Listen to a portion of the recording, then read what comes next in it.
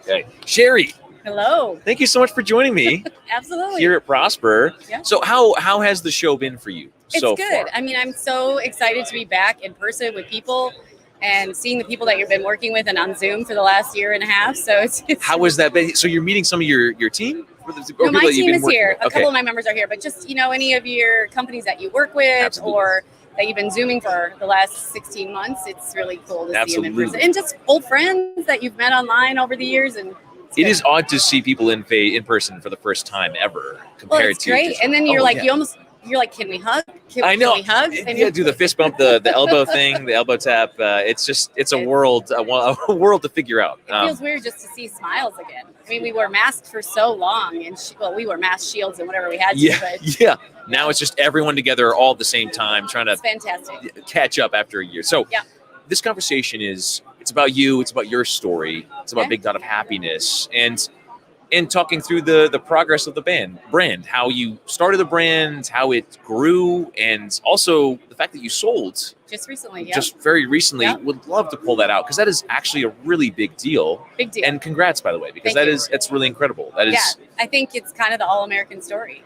That's why you're here to pull out that all-American story. So, if you could, Sherri, how did the story start? And that's kind of an ambiguous question, but different people have different places where they would say the brand started. So, for you, for Big Dot of Happiness, where does that story start? Well, let's go back to how I started the company, and then the brand actually becoming a brand was about 4 years into that. So, but I started Big Dot of Happiness, or the concept of it, at home back in 1999. It was a fluke deal. To be honest with you, I just wanted a little spending money. It's a true story. So I was always somebody who had to fend for themselves. I mean, my parents didn't have anything. I came from a really small town in South Dakota. And when I met my husband, we had our first child, and then we had our second child. And I'm like, you know what? Life's short. I'm going to stay home. And I went crazy. Not that I don't love my kids, because we have four of them now. But I also did really like to ask my husband for money, because I was kind of like, we can each do this and we can grow this together. So one day I had to ask him, because I wanted to buy a pair of black shoes. This is a true story. And he came and goes, do you really need another pair of black shoes? You have a pair of black shoes. I go, do you know any woman who has just one pair of black shoes? So I got super annoyed and quite frankly frustrated. And I said, that's it. So I started figuring out how to make stuff. So that was the inspiration right there. That was the start. You never know when a husband's going to make you mad to say, that's it. We're going to do this. I love it. And later now it's funny because my husband and I have now worked together for over, 20 some years. Yeah, but, wow. He left his corporate job later in Okay. So, I mean, the real question is, how many pairs of black shoes do you have now? A lot. Okay. That's the true tell of brand growth. He never asked me that anymore. But so just, those early years, and it was weird. I learned e-commerce very early. So I started handcrafting things, and which eventually turned into party, because a lot of my friends were having babies and party supplies for baby showers and just wanted to make it special. And I quickly learned how to do it. What year was this in Amazon? 1999. Really? Yeah. Wow. Okay. Same year Amazon started. They slightly done better than that was me, okay. That's early Amazon days. You were figuring this out.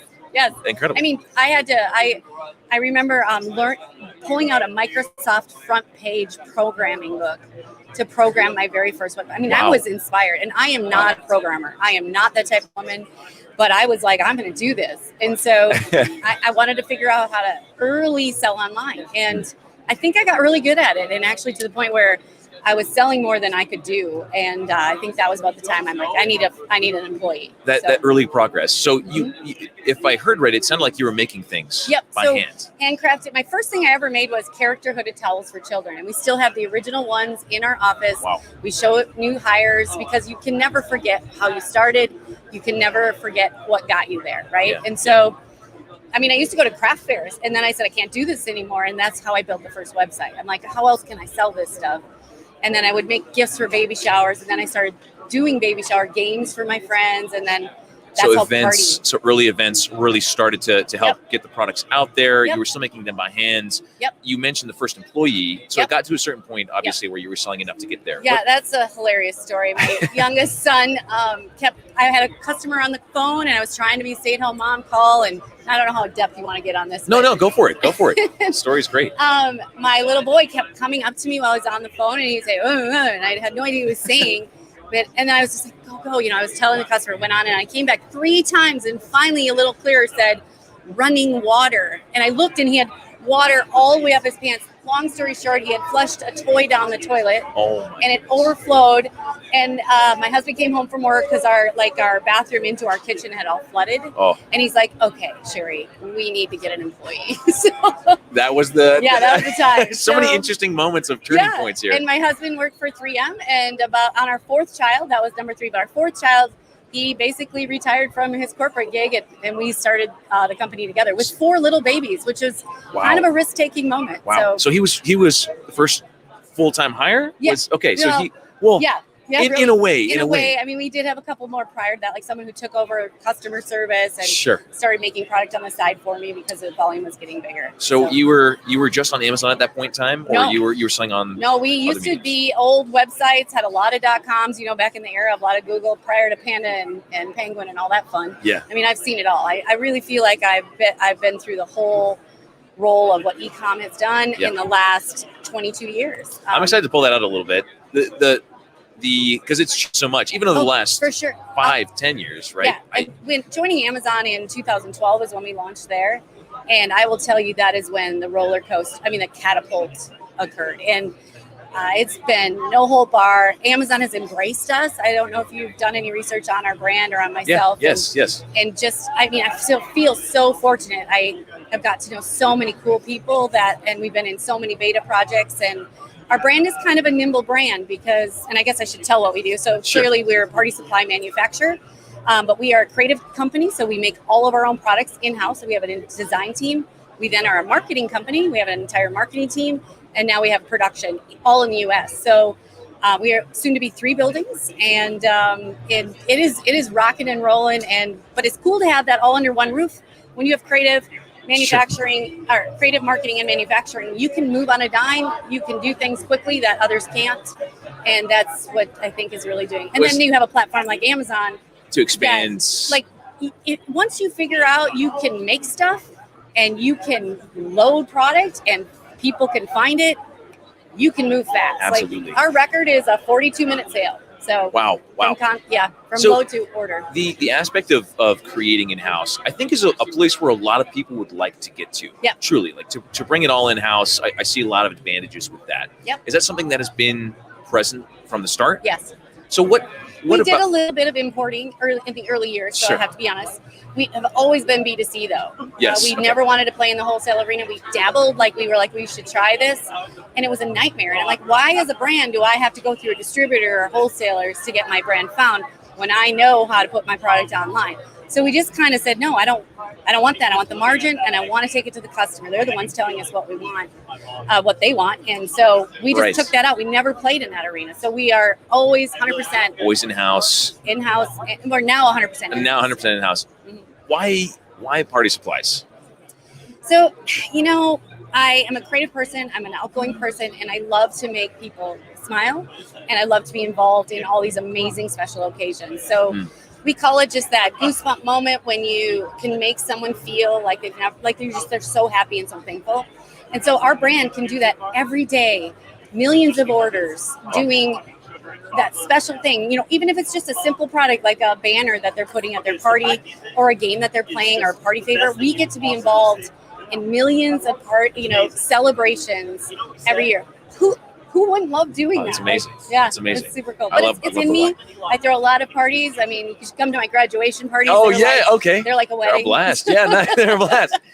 But, so the differentiation from the early days, so we're going back to the story, we talked about early days, but going into the expansive growth, it sounds like you really started to grow very fast. Yep. So after you had your first couple employees, what did the steps look like after that to expand? So my husband and I have been fortunate to always kind of pay as we could go. So we really had no debt. We were like, when we had enough, we added a building, or if we had enough, we added more people. And so and then had more money, you buy more equipment, and then you just keep expanding. But the first building was a rental. The second building I built on my own prior to him leaving 3M. And that was an interesting side job too. We moved in there, and I think within 8 months we had to move out of there. So we had to start because of the growth? Mm-hmm. Oh, wow. We went from 4 employees to 22 employees, and then we're like, okay, we need a bigger facility. And then that's when my husband left 3M, and we started building our current building that we're in, our headquarters. We now have more, but you have to know when opportunity is there, and you have to be willing to take the risk. And for us, a lot of people thought we were crazy. Like, why is your husband leaving 3M, security? But we knew that we could see what was happening. We could see where, I guess shopping was going. We felt in control of marketing, and we knew we had cool product concept. So, yeah. I mean, they kind of have to go all in. Luckily, I'm the risk taker. My husband's the structure.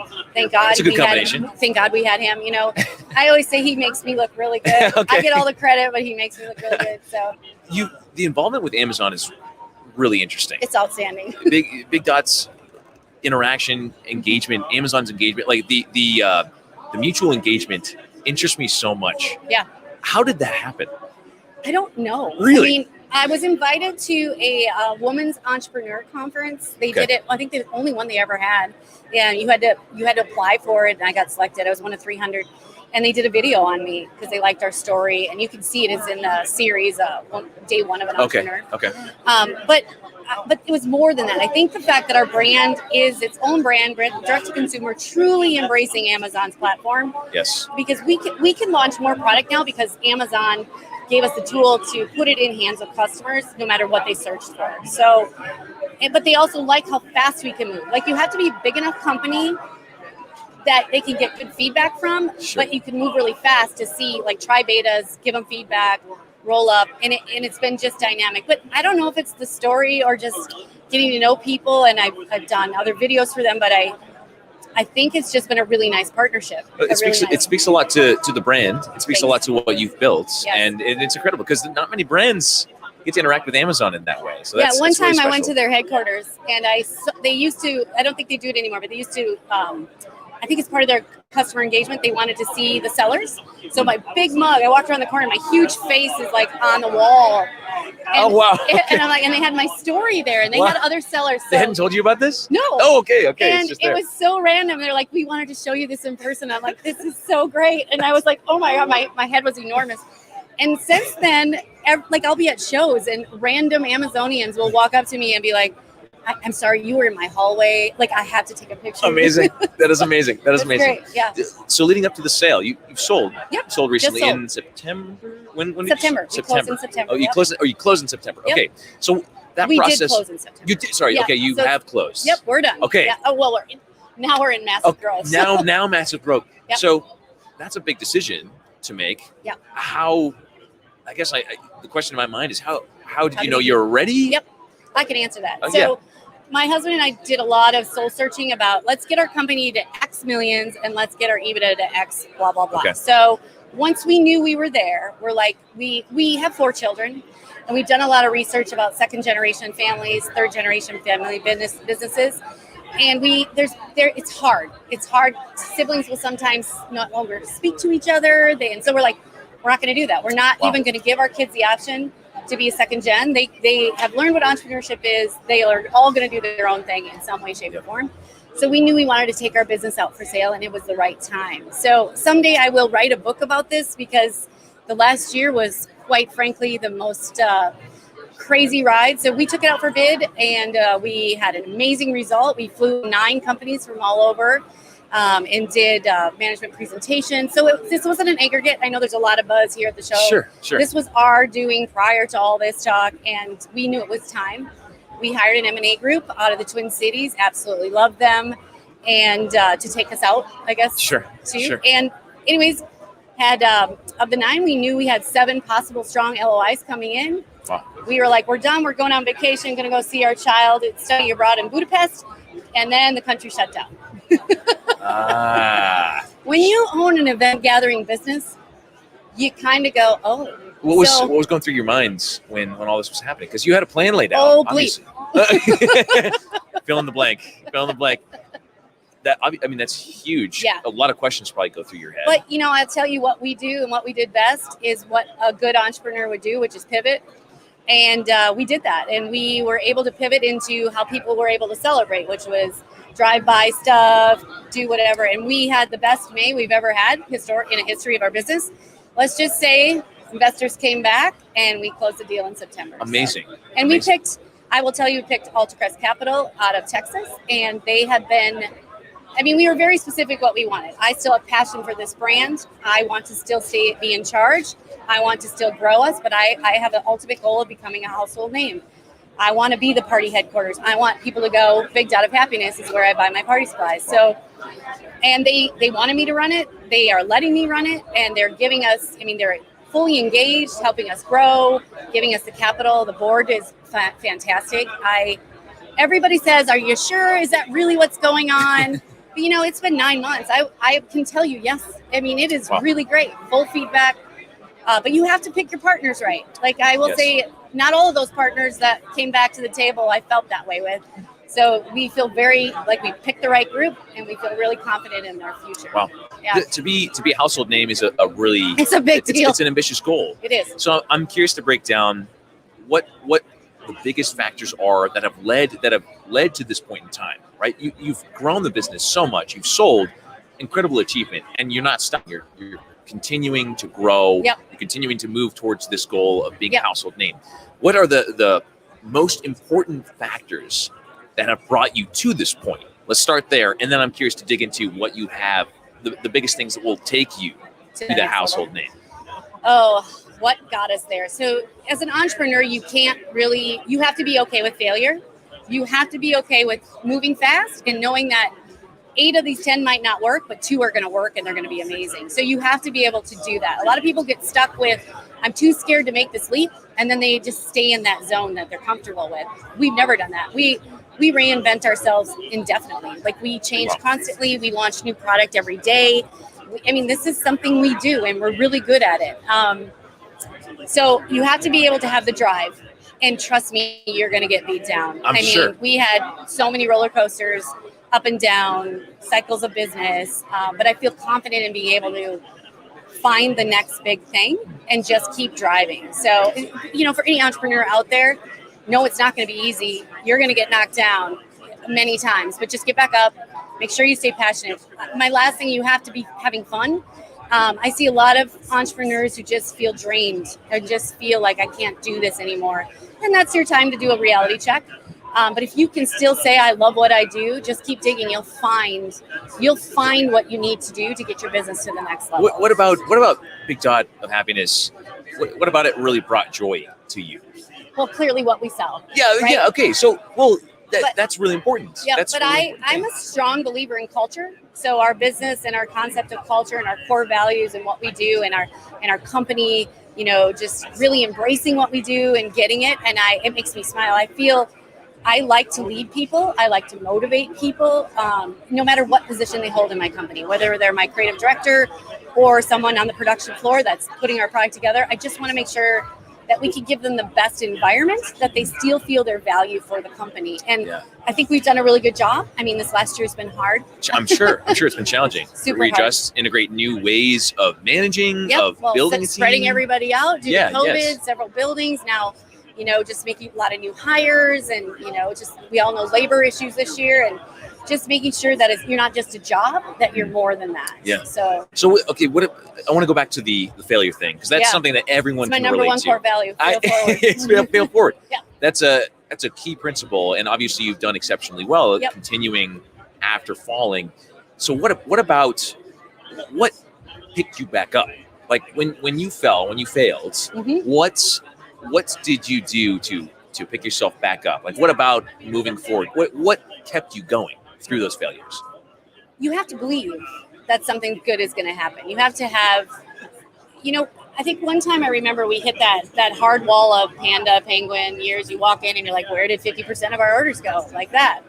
And you have to say, okay, all right, Big Dot, time to reinvent. So I had a team that I pulled into the room and I said, all right, everybody, wild, crazy idea, right? I said, I know of these 10 ideas, 8 of them are probably going to fail. Let's just know this right now. 8 of these are going to fail. We're going to try all of them. We're going to try all 10. 8 are going to fail, but 2 are going to be amazing. I just don't know what 2 they are. Once you tell your team it's okay, and we know 8 of these are going to fail, the ideas that come out of we should try this. It's no longer, you now have created an environment where people are risk takers with you. Wow. Because otherwise, if you've ever been where people are too scared to suggest something because they're going to think it's a bad idea, we got rid of that. And we do that now over and over again. Like people, ideas. And no one really knows sometimes how well a product category is going to do or how well a product design is going to do. And then when they hit it out of the park, I mean, the glow in these people's eyes, they feel like they're owners. So the fail forward is just part of our culture. I think more people need to be okay with that. I've seen a lot of entrepreneurs get paralyzed. Like they're too scared that it's not going to work. And I'm like, it's probably not. But you're going to find one thing that does, whether it's meeting someone that helps you get there or inventing something that is just what people need. Just always remember you're doing something for helping make life easier for somebody or helping make things more special for somebody. And it'll, but you can't quit. I mean, but trust me, there are going to be many times where, I mean, I remember one famous line I had was, I've never worked so hard to lose so much money. Oh man. Maybe that's the title of my book. That's a great title. That is a great. Now that's not true. But I've worked hard. Because you do hit those. I just don't know if I can do this anymore. But then all of a sudden you'll just catapult. Like something will just take you to that next level. Wow. I've been super fortunate to meet amazing people along the way. Whether it's sellers like that aren't in my business, but we just brainstormed along the way, and it's been really cool. Incredible. Yeah. So, what are you going to do this next season to take you to the next level, to get you to, you're already on the way, right? And largely, perhaps it's the things you already mentioned that got you here. But what are you going to do? What are you going to pull in to take you to that point of becoming that number one household name? Yeah. Well, there's a lot in the works. I don't know how much we can give you, but that's okay. No secret sauce necessary. No secret sauce. But in general, we're going to do a lot more of what we currently do. And that is we need capacity, we need expansion. We need, when we're working on some new PR and some new fun advertising aspects, because I don't like us to push down throats our brand. I want other people to tell their friends, you have to check out this company. Yes. And so once you get that dynamic where other people are telling other people about your brand, that's when you're really close to the household branding. So a lot of that going on, but we need the capacity. We need to be able to make as much product as our customer wants, and it's demanding, frankly.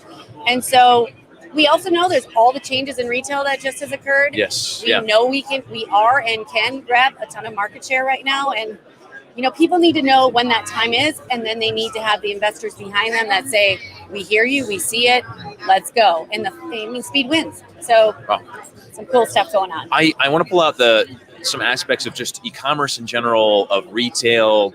You've seen it. You've been in the game, so you've seen a lot of changes, right? I would say slightly an expert. Yes. You are. I mean, you're obviously an expert. You're obviously an expert. Yep. So, looking ahead to the next year, 1 to 2 years. Yep. What do you think? What do you see? What are the biggest changes that are coming in retail and e-commerce over the next 2 years? Retail, e-commerce. So, I view them a little bit differently. I don't know why I do, but I've often had visions of what I see is going to happen. Like I'm from the retail sector. I've actually thought about this pre-COVID. I said, why do restaurants or drive-through restaurants even have restaurants?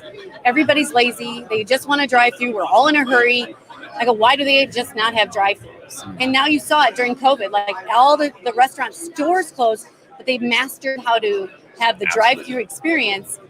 And I said, I don't know if I think that's the wave of the future. I think even retail might have that. They may just have little storefronts of one of everything, and you can't even buy it there. Like you buy it there, sure, but it's going to show up at your door tomorrow. Because people still want the touch and see it, but stores are having a hard time keeping inventory and stock levels. And so I just think retail is going to change its way, where you can walk in somewhere, touch it, feel it, try it on, but it's one size of everything, and then order it. And as long as they get it within a day or two, clearly there's some consumables they need that day. Of course. But I think retail is going to change. And once people figure that out and make it fun, we all see products in packaging, but people want to see product being used. Yes. So if you can figure out how to do retail where someone can walk in and see how it's used, I know there's a little bit of this going on right now with, QR codes and ordering it right there and it shows up at your door. Retail will change that way. Wow. From the digital scope, you're going to see a lot more consolidation happening. I'm really hopeful that some of the e-commerce players kind of give the competitive edge or give some competition to Amazon. I mean, I will tell you flat out, I love Amazon. I love them. I live and breathe it. And I'm probably one of the first sellers I hardly have anything bad to say because without Amazon, our brand would never be the level we are. They allowed us to make product for any type of search we could get in the world of party. Versus always being counted on what your website ranks for. You can use Amazon to say, okay, now we can launch into this because we know we can rank on Amazon. But so I love Amazon, but we do need some friendly competition, right? Whether that's Walmart, who's been trying really hard, but maybe not quite getting there. I mean, we sell everywhere, and now we're on Target, and I think Target's got some really good legs going, and I have to say it's been a really impressive onboarding and experience. You have to understand where your customer is. So my type of customer is a Target customer. I mean, I'm not trying to sway what we're talking about here. No.